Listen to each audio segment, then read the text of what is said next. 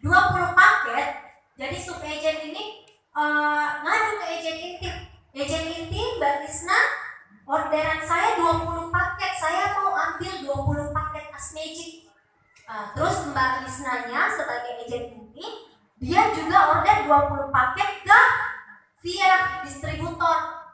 Pertanyaannya, Lisna dapat apa? Karena kan tadi si sub agent order 20 dan Lisna juga harus wajib order 20 karena kita sekarang mengurangi yang namanya free gift yang terlalu banyak seperti ini. Karena kalau terlalu banyak free gift, ya, itu akan berdampak nantinya kita minjam ke orang duit, kita minjam ke rentenir, ya. Dan ini konsep untuk orang yang nggak mau ada free gift-nya. Oke, paham? Nah, kalau orderan sub agent 20, agent inti juga harus order 20 ke distributor, tapi agent inti dapat list 140.000.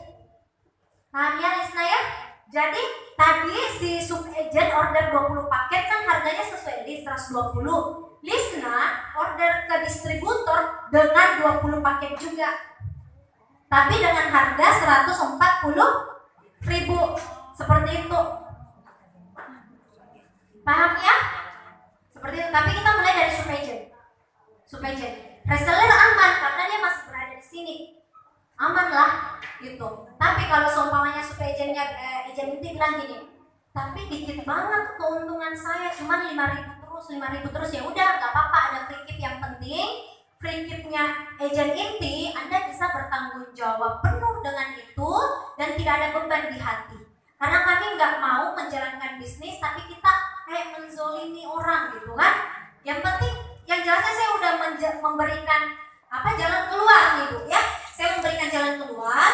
Kalau bisa kok order 50 paket seumpamanya sub agentnya order 50 paket, agent inti juga bisa order 50 paket ke distributor tapi harga ini 125, bukan dengan list 130 lagi. Tapi kalau pikirannya agent inti dikit banget keuntungan saya, nggak apa-apa deh, udah saya harus ada free gift, ya udah nggak apa-apa ya wes. Yang jelasnya jangan